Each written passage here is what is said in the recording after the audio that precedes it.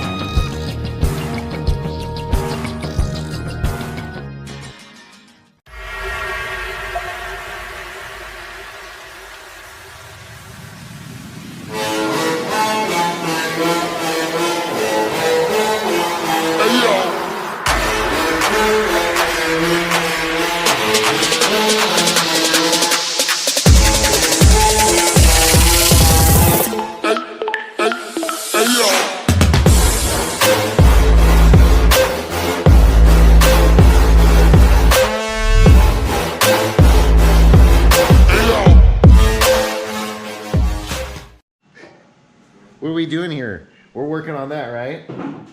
Over there? Yep. You want to go live? I can go live if you want. No, thanks. You don't want to go live? No, fuck no. This guy's a master craftsman here, people. He does not want to go live. He doesn't want to go live. I don't want to go live either, but yeah, this is what we're doing here. All right, so we're going to start looking at modifying the subframe. Yeah. Looking at shortening it so that the seat pan isn't quite so long and doesn't have a his and her seat. So what we're looking at is probably taking it out about 3 inches, and then we're just going to take measurements now and then transfer those measurements to this rosin paper here on the table. Sweet. And make a 1-to-1 drawing, and then look at potential seat styles and things that will actually flow with the look of the bike. So here we go. So that's what we're going to do, and we're going to get to it, and I'll be right back.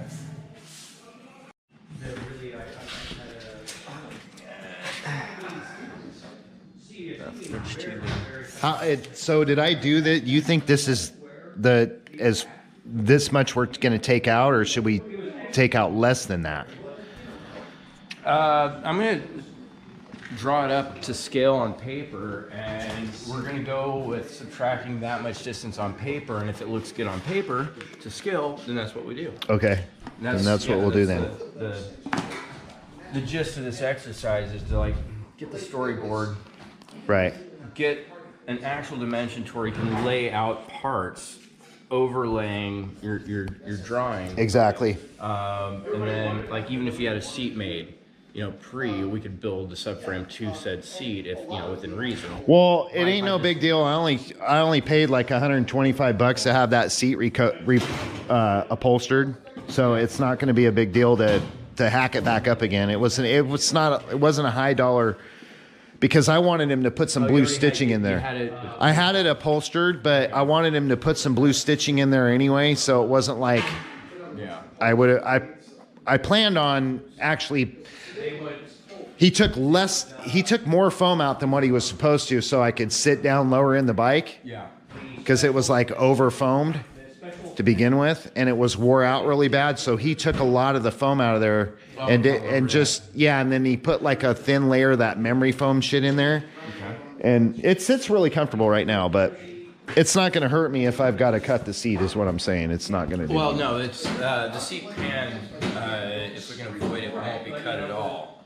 Yeah, but the thing is just the back of the seat, right? Just the back part of the seat. Just the back part of the seat. Just pass the class, and then instead of having the all of that shit, the extra person basically removing. So cool. I'm not going to draw. All right. We're gonna go with roughly what about a 3-inch foam. 3-inch foam. So what we're going to do here, guys, is we're going to cut some stock off the back of the bike, make it a little shorter, fit it in a little better, make it look a little bit more sleeker, so it looks sexy. He's drawing up a mock-up of what this is going to look like. I think that looks really good. I think that will be perfect, actually. I mean, even though the back of the bike, when it was put together, does look like the toe cutter's bike off of Mad Max, but I mean, that's not what this bike is. So why not make it look like the way you want it to yeah, be? I think it would look good. I mean, everybody, I initially, when I first started doing this, that was the first 2 marks I made on the back of this bike was these marks right here. These yellow marks right here. And I thought it would look cool, but it's going to look good and really good now because I got a master craftsman doing this shit. Now you're giving me too much credit. Dude, what it's worth, I mean, look at this. The guy's over here working on all these bikes. Look at the Ducati. I already did your Ducati, man. That's not my Ducati. That's somebody else's. It's yours right now. You're working on it. You're the ones building the damn thing. No, so somebody else's build. I'm just doing the little details that need to be done to make it finish. That's all. There you go. So I think that would be absolutely perfect the way this, Now, even this. Are you thinking maybe a little tuck and roll, or just a straight with a seam along the edge? Probably something like you have on your Moto Giz over there. Yeah. Just like with it, with the seam on the edge, and I was going to do a little blue. I'm not so big on the tuck and roll. I think it's kind of trendy and sticky. I'm not. Yeah. I'm not like on that either, but but like a good seam around. right. I don't know, like the beaded edge. Yeah. Would look pretty decent. I mean, that's the whole theme of the bike is the murdered out kind of look. The blue, on the tins, and then it was just the blue, black, and gold thing that I had going on. I don't know why I really like that, but I think it sets the bike off a little bit. But so what else do you have? We're hitting it. Doing blue besides just a hand. Handlebars. You got any other I'm doing I'm doing the tank and then the side fairings and the back fairing I was going to do. I have my gear shifter. Blue? Yeah, the fairing is all going to be blue. I couldn't bring my gear shifter over here, a little lever. Yeah. I got that gold. I was going to wrap the front forks in wrap. Right. Because I can't afford like $5,000 Olins for the front. And then these down here, I was going to take these back off and do those in a blue.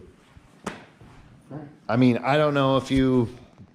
And then the castings over here, the only thing that I was going to leave, I was going to polish the top of the carburetors, the bottom of the bowls, the valve covers, and then the rest of like this here was going to be like a bronze color. Oh, you're going to have those anodized? Yeah. So, they call it a Cerakote.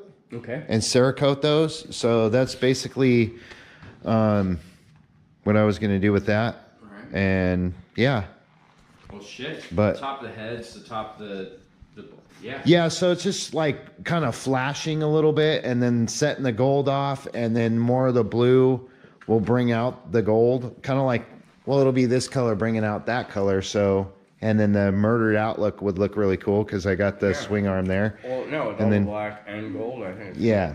And then the blue bodywork, I think. Right. I think it would look really cool too. And then, of course, he set up my ignition. Everything's good with the ignition. Yeah. Yeah.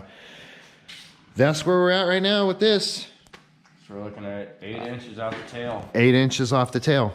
Which it looks like you'll still be able to use the original hardware to hook the seat in. Yeah, I'm assuming it will because yeah. Go right to there.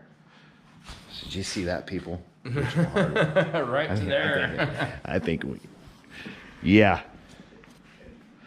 I think we're good, man. Yep.